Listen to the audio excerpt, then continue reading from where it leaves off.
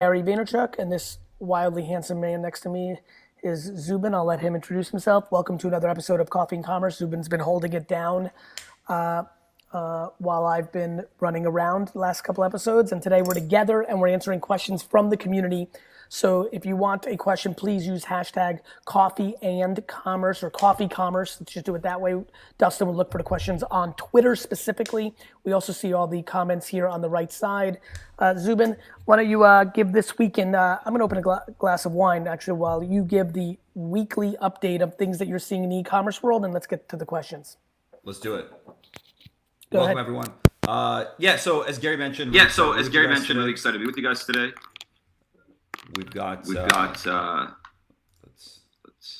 Dustin, can you mute Gary? Dustin, can you mute? Thanks. We're good. I left to get a glass of wine. You just give everybody the week in review. We and will. then We just go needed to to Q&A. mute. You're We back just in needed 2 to minutes. mute you because it. Back. Yeah. Do your thing. Okay. Awesome.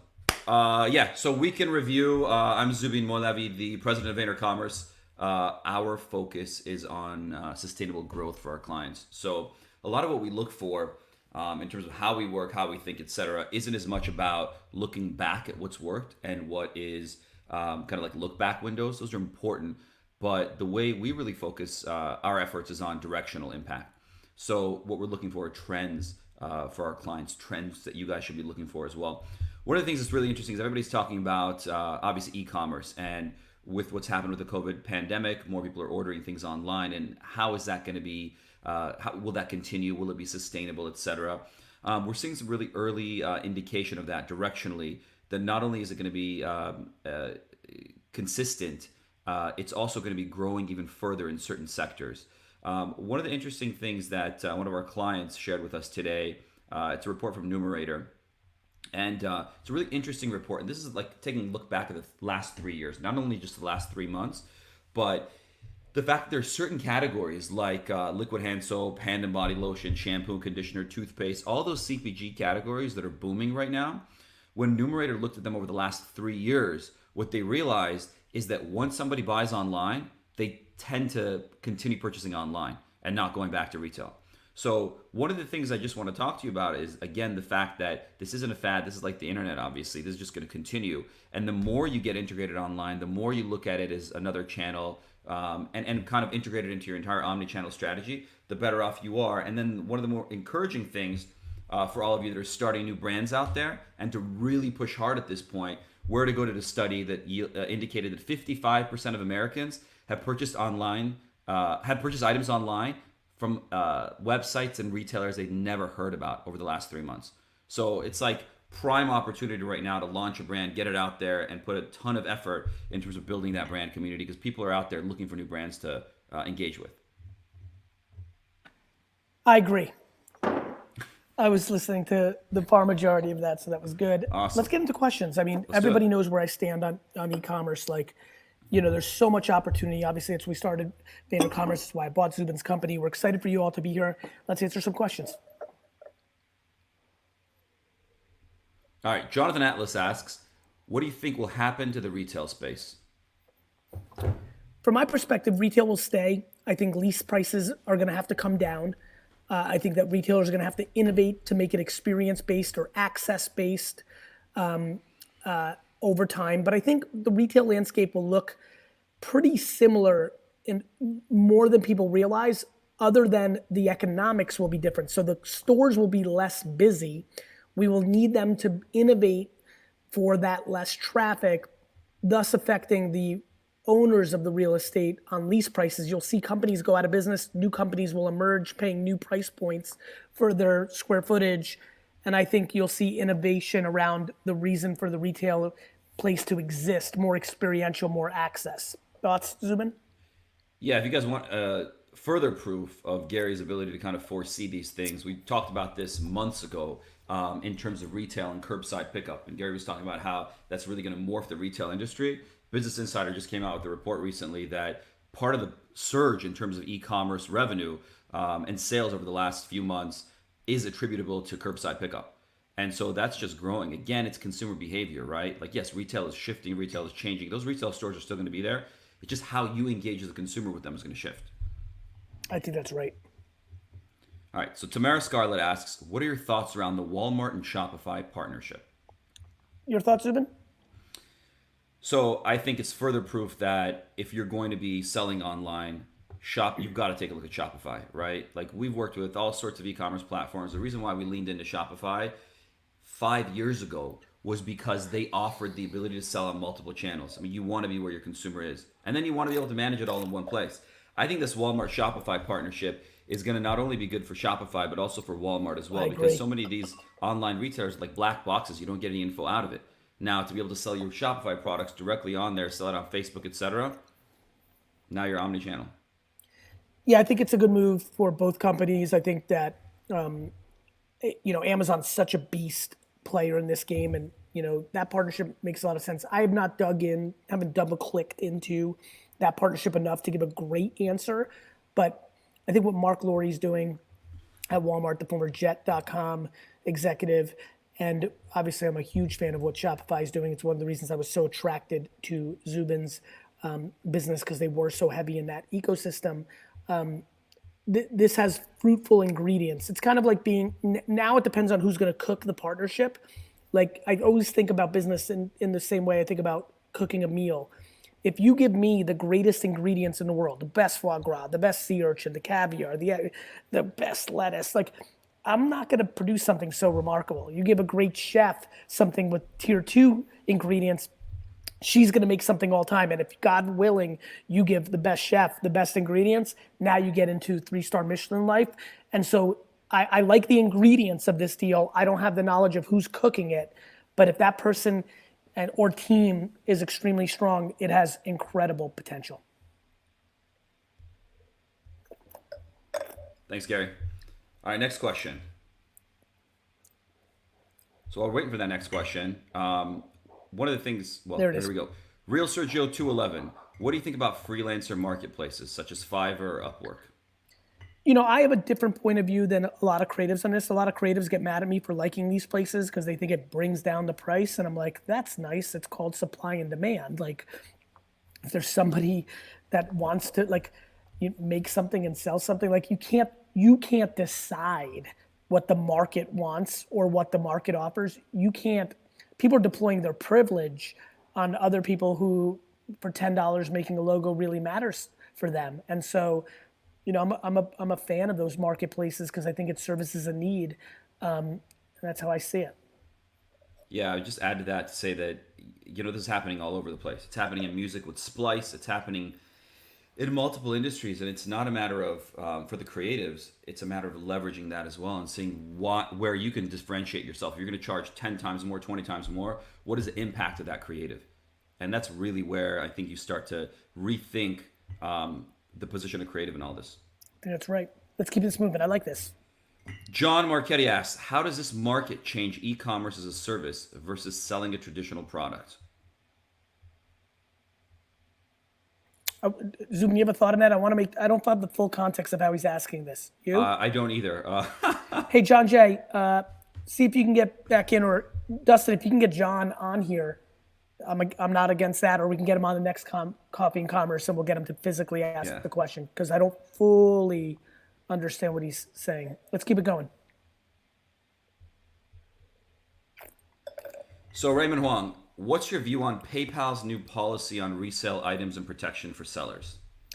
I haven't seen it, but if you're saying that there's more protection for the seller, I'm very excited. I think that eBay needs to lean into that. I think all platforms rightfully protected the buyer because that's how you build it. But I think we're into that 2.0, 3.0, that 201, 301 course on here, where you're seeing a lot of people take advantage of the protection that the buyer has. And I do think it's time for more protection for the seller. I'm undereducated on what this is. I don't know if you're looking it up right now, Zubin. I am. Yeah, I saw you typing. Obviously, you're just going to headline read, so you're not going to have full thought. But exactly. I definitely think as transactional internet is happening. In the sports card world, I'm seeing it a lot. The market's moving so fast that somebody buys something with the anticipation of it going up in a week. It doesn't, and then they cancel the order. And that's really unfair and wrong morals for the merit of the transaction. Yeah, totally. So just to give everybody else some insight on this, again, we got to do a deeper dive into this. But basically, the policy states that they're excluding items intended for resale from the buyer protection. So including single item transactions or transactions that include multiple items from reimbursement eligibility under purchase protection program. I see. So they're basically the incredible protections they have in place in the macro. They're taking that away to see what that probably feels like for a little bit more merit between the buyer and the seller to not let, because you almost now see at first in the early internet, the sellers were who you had to protect against. Right now we're seeing a world where we have to protect against the buyers. That's really interesting. I'm excited to dig in a little bit deeper. Awesome. Next question. ChefChrisCho. How can I sell kimchi online? Shipping price is the same price, $10 as the kimchi. By creating a $20 kimchi where it comes along with access or a t-shirt or an empathy hat. You have to create, when you sell low priced items, you either need to make the item so awesome that people don't give a shit that they're paying $20 for your kimchi instead of 10, or you need to create some sort of club access, surprise and delight when they buy it from you. When I say access, maybe you, Chef Chris, are cooking the kimchi with, showing people, like if they buy from you, they get to be on the weekly, taste along, cook along with you. Access. It's almost like if I had a $10 wine, if empathy was $10, I would make it a $20 buy because it's $10 for the wine and $10 to be part of the club where every Friday night for 2 hours, you get to drink wine and ask me questions. I think you need to do that, Chef. That's my idea. Zubin? Yeah, the only other thing I'd add to that is take a look at Gold Belly. So I grew up around Chicago. I order Geno's East from them all the time. And it costs a bit, but you end up ordering 5 at a time, 6 at a time. So maybe don't sell them one at a time. Sell it in a bundle. Do everything Gary mentioned, and then figure out why somebody would want to buy from you, and just package it accordingly. But do some research. The bundle matters. That was a good point. Yeah. And the lower hanging fruit. I went with a little bit of like futuristic thinking. I think your thought of 5-pack is very powerful. Yeah. Sweet. Next question. Jeff Holtke asks, thoughts on eBay handling payments in-house and getting rid of PayPal? Is that happening, or is that like his idea? I think it's his idea. Someone else mentioned it too. That's why I brought it up, because I'm guessing it's Can you look, Dustin, while we go to the next question, can you Google it, see if there's something not on my radar just as of yet? Okay. Yeah, it seems like they're moving away from PayPal. That makes sense. I mean, they're big enough. They can be their own bank and processing, and that's the thing. Well, and they're moving to Adyen. So we've used Adyen before for some other clients and whatnot. It's just another processor. Yep. So they're which probably they probably just have a lot. rates. They probably have better rates and a much bigger. Exactly. And they have so much leverage now. Yeah, it makes sense. Exactly. And then eBay will probably provide you with the same level of protection that you were getting from PayPal before. All right. Shubham Agarwal asks, what problems and costs the companies not much engaged in the e-commerce sector might face right now, and how would they move on? So if they're not in e-commerce right now, what problems and costs might they engage once they get into e-commerce? Well, the biggest problem is they weren't in it, and now the cat's out of the bag, and so that's a huge fucking problem. And they're gonna probably overpay and be sloppy and try to move. One of the reasons, I mean, look, Zubin, we've been working on this deal of me buying your company for 2 years, but the timing could have been fucking better, because like it's crazy how it happened. Yeah. Everybody needs you now, and like what I'm proud of is the people that work with VaynerCommerce. I think are gonna get thoughtful, fast work, but fast a lot of time means sloppy. And Shubham, I think the thing that I'm most worried about is that people are just going to say yes and pay for anything just because they need to be in e-commerce, and they're going to get ripped off, kind of like I did in 1997 with Spacegate. I'm still trying to find you, Alex, from Spacegate. Charged me $15,000 for a website that I know he built on Dreamweaver in one day after I got educated 2 years later what he actually did. So the biggest concern is people getting ripped off. Second, after that, going through the process of becoming e-commerce. Shipping, breaking, fucking, like losing tracking number, like just real life. You're in a whole new business and you're not used to it, and it's going to take you 6 months to a year to get used to it, and that's going to be sloppy and costly and lead to some customers who are unhappy. Awesome. Yep, let's keep it going. Christopher Stewart asks, I know it's intended as a platform for creatives, i.e. artists, but what are your thoughts on Patreon as a platform to sell educational how-to products? Yes. All you. Yes. I mean, what do you think? I mean, what things are intended to, they evolve to. Facebook was intended to be for college students. It's just fucking grandmas now. TikTok was Musically, exactly. Instagram was intended for people to take better photos and have filters on them. I think the key thing you got to ask yourself is, what are you educating people on, and how much of it do you want to give away versus how much of it do you want them to kind of engage with you? Like Gary gives away pretty much all of his knowledge all the time online, and that's who he is and that's how he operates. Now, if you're gonna have like some educational thing online, you got to build that funnel, right? Someone's gonna want to be a Patreon member. Like I follow this Arsenal podcast, Arsblog, and I'm a Patreon member to get deeper information than what they offer for free. So that's all I would say. Like, have your own podcast, have your own stuff, and go deeper in Patreon. Yeah, it's really funny. Like I've been thinking a lot during COVID about like self-sufficient entrepreneurs, a lot of people out of jobs, and I think I've subconsciously demonized paid content because so many people doing it were kind of coming from it the wrong way. But that's like demonizing anything. You can handle a gun the wrong way, alcohol the wrong way. So I think I've got to make some content of like, yeah, I think I would crush if I had a $99 a month club where 4 times a month I'd come on for 2 hours. I mean, you know how many people, if you would sign up for, if I did a $99, 1.5 hour Q&A small group, 4 times a month, just heavy access, how many of you would sign up? Just say yes or no in the comments right now.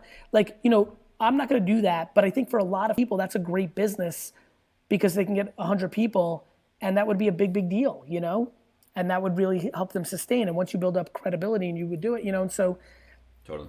And look, there's a ton of answers of yes, yes, yes. And like, you get 1,000 people paying $100, you got a business. Sweet. All right, BRHM Vibes asks, question, I'm starting a clothing brand and want tips on how to stand out and how to promote. Man, there's so many things that go into this. Influencer marketing, my man, BRH, like sending it to people that, DM 500 rappers, athletes, musicians, Olympians, and just try to, unbelievable amount of people, from an influencer standpoint. I think TikTok is a huge play right now. I would make TikTok content like crazy around your brand. I think Facebook and Instagram ads are a killer if you've got the dollars. So influencers, TikTok, and social media ads really stand out, but then you have to be good at it. It's like saying, hey, I want to be a professional athlete. Okay, then go play. You got to be good at it, and that's a lot of the punchline of this whole thing, which is like, watch what I do, not what I say. I want people to get better at it. Totally. And hit me up on Twitter. I can help you out with that as well. Yeah, by the way, let's put up Zubin's Twitter handle. One thing that was, one of the things that was exciting to me about, buying Zubin's company as we were going through, and we really became friendly through the process. I think we really connected and it's come true. I'm just to make you blush a little bit, Zubin, you've been a great executive. I love the way you're interacting with all of VaynerX, your leadership, your humanity. I just like you a lot. I knew that you had some ambition for more people to know your expertise. You've been in the space, and I was excited to like co-sign you. It's kind of like, Dre and Snoop, right? Like, so I really highly recommend, if you care about e-commerce, to follow this man on Twitter. He's doing a really good job. And in general, e-commerce, Websmith, others, there's so many people, Sally and Nick and Johnny, like there's a lot of people putting out good e-commerce content on Twitter, and I think you're at the top of the game, and everybody should follow my man right now. Let's keep it going. Appreciate it. Appreciate you. All right. Next question. What do we got, Dustin? Sorry, still fishing through, but I did check on that PayPal thing. It is going to happen. That makes sense. It makes sense. I mean, like, what'll be interesting is what the friction, if any, like how many people are annoyed because it's so easy that the accounts are connected with PayPal. What if any drop off of people who are, don't, it'll be interesting. I have to look under the hood of how easy they're going to make it for me to switch to whatever their payment system is. But yeah, it's basically one like Zubin's Twitter is not private. Somebody just said that, so I think they might have gotten it wrong. Is this right, Zubin?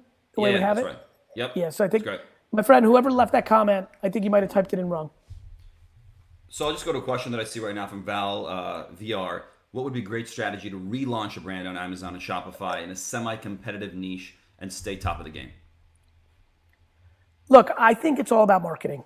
I think it's all about communication. If you're going to be on Shopify and Amazon or wherever you sell it, to me is commodity. You'd like to sell it somewhere better than, it's bad if you're e-com. I mean, this is why I bought Zubin's company. If I can get you to the site, if the site's dog shit, you're not going to convert as well, and then you think my ads are not working as well, and then I show you, I've sent you a bunch of people don't like to fucking go through the shopping cart with you. So I'm thrilled with what Zubin does for a living, and I think that does matter. But when you're going to be on Amazon, Amazon's got that down. And so what you need to be great at is getting people there. And that's why I believe marketing, social media marketing specifically at this moment, podcast, content, acting like a publisher, influencer marketing, TikTok, this is all I talk about because it is the punchline of every question. And so become a tremendous communicator in 2020. LaShawn Turner asks, is D2C the way to go with regards to a peanut butter brand?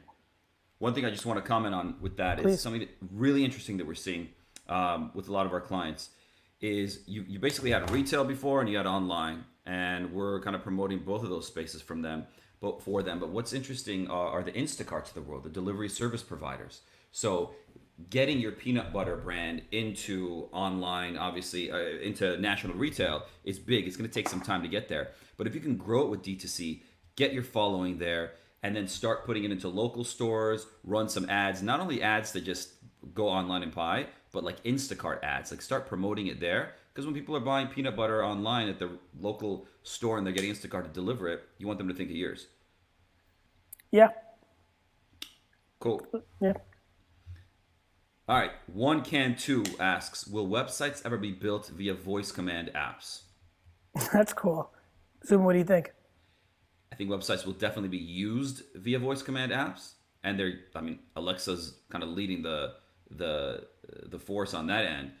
In terms of them being built, I have no idea.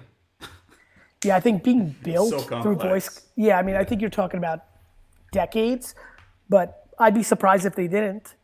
You know, I'd be surprised before I die if that's not how it's done. I really believe that. I think 30, 40, 50, 60 years from now, yeah, I think there's something cool there. LinkedIn user, is AliExpress e-commerce still a viable platform to drop ship from considering COVID now? I'm a little bit undereducated on that, so I don't know if I can answer that, Zubin. Likewise, I think the supply chain is coming back in China from what I'm hearing. And so in terms of like using the drop ship, to Gary's point, I'm not as educated with it. I would just say when you're considering a drop ship business, like seriously look into all of the economics around it. Because there's so many people that are like, oh, it's so easy to sell on Amazon, this, that, the other. And they realize 30%'s gone, 35%'s gone from the top. So just really understand the business model, regardless if it's AliExpress or anything else, before you just jump into it. Cool. Ibrahim Karahanli asks, Gary, any tips on growing a recruiting agency focused on the fashion industry? Heavy content on LinkedIn. Heavy. I would probably post 5 to 7 times organic on LinkedIn a day. You know, about why you're great at it, what you're, companies, I find good talent. If you're good talent, call me, leave a comment here, DM me, message me. Let's get on the phone. I would LinkedIn content heavy, pot committed like a poker hand. Gary, can you just give everybody a quick overview from your vantage point on LinkedIn, Twitter, Instagram, Facebook, TikTok, when and where and how? LinkedIn, very good B2B, unbelievable organic reach, similar to Facebook 2011, similar to Instagram 2014. Everybody here can post something on LinkedIn in video, audio, written form, and get more people to see it than they could ever imagine. Very B2B focused, but starting to become more B2C focused. I'm seeing people sell wine and unbelievable amounts of like clothes and peanut butter on LinkedIn. LinkedIn is Facebook 2012. Facebook, the best ad product. You can target like crazy. An incredible platform if you're trying to reach 45 to 90-year-olds with your service. Facebook groups are an incredible thing to build where you can get people into. That's Facebook. Instagram is the one right now, right? It's the most competitive. It's the hardest to break through, but it is where the contemporary 18 to 45-year-old culture is living. Content is the variable. It's hard to get viral there. It's the most competitive and most important place. And you're starting to feel like you're on the downside of Instagram with TikTok's emergence and a little fatigue, but it's still a beast that'll be here for a long time. Twitter is an incredible platform for a lot of people. It should be the platform you do the most listening. Twitter search is the best part of Twitter. Type in drop shipping and see people talking and then get into the conversation. It is a cocktail party and you have permission to join any convo. That makes it a beast. I'm a huge, huge fan. TikTok, make content you want to make, not what you think you need to make on TikTok. It's not about dancing. It's not about memes. It's about you putting out what you want to put out. It's getting older by the second, 20, 30, 40-year-olds by the second. So I think TikTok, much like Instagram, much like Facebook, will evolve into something different than it actually is. That's my little speed round. That was kind of good. That was awesome. Thank you. So We might Dustin. We need to clip that. That was a good. I know that's what that's That's an Instagram post. So Halvin Minai asks, how would you scale a one-man agency that has 7 dealership clients to 15 clients? I would hire. I would hire. Helbin, I would absolutely give up some of the profit to hire. That's what I did with Vayner. I made no salary in the early days. That's how you scale. You scale by not taking money home. You scale by taking the 7 to 15 clients' money and hiring people. It's hiring. It's fucking hiring. And it's firing when somebody doesn't work because you can't waste the money. And productize, Halvin, as much as you can. Like, figure out what you're doing the same for all of them. Productize it, normalize it so you got better margins. And then when you're presenting it to the other 20, 30 clients that you want to get, you've got a very clear roadmap of what you're selling. And let's talk about productizing. Zubin is a technologist, so he built things. I productize through systems and decks that I repeat, so I don't have to build the course every time. So, and then having 2 people around me through osmosis, I'm productizing through humans. That's awesome. Let's get one more in before we bounce. This is fun. This is a quick little 30. By the way, real quick in the comments, how do you like this format? Like 30 minutes, boom, education, like just curious. And by the way, I'm sure we're going to turn this into a podcast. Podcast listeners, thank you so much for listening. Hope this is bringing you value. Just curious about people's thoughts in the comments. Go ahead. Let's get the last one. I like a question that Ilan Stanovsky asks. What should a high-end skincare brand do now that other more popular major brands aren't doing? TikTok. 100%. Like 7 organic pieces of content a day on TikTok, DMing 100. Here's the formula. 7 organic pieces of content on TikTok, 100 messages to TikTok influencers if they want samples. And then take that, build a little quiz on your site for your consumers to get there so you can get a better sense of who they are and then link them up with the best products on your site for them. Because at that point, you're giving them value and you're getting insight from them. And the last 120 seconds, Dustin, type it out, VaynerCommerce.com. If you are a direct-to-consumer brand, if you're a Fortune 500 brand, if your cousin has a brand, if your uncle works at a brand, please check out VaynerCommerce.com. We are quietly and not so quietly building the premier e-commerce agency with incredible capabilities of consulting, building out websites. Just, Zubin, what would you say that the 3 or 4 things that stand out at VaynerCommerce that really, what's the lowest price point somebody can get into VaynerCommerce? Like, what's the cheapest shit you sell? Anything? Cheapest stuff that we do is probably $50K consulting engagement. So taking a brand and building out an entire direct-to-consumer strategy for them, modeling it out, etc. Great. I hope you enjoyed this. Zubin, you're amazing. This was fun. Let's do this third. There was something here. I love it. Let's do it. Me too. Talk to you soon. Bye, everyone. Hit me up on Twitter, Gary VEE. You can put that up there, Dustin, in case they don't know. I would be shocked if they didn't, but actually not shocked. Gary VEE. Let me know what you thought about this format and this show, because I'm going to lose these comments in a second when I click this out. And 100% follow Zubin. Follow Zubin on Twitter as well. It is one, especially if you're deep in this world, he's constantly talking about it. I may talk about sports cards or the Jets or something random or, a T Grizzly new, album. But, Zubin's consistently good on this. So we'll see you later. Thanks, everybody. Bye, Zubin. Love you. Thank you, Dustin.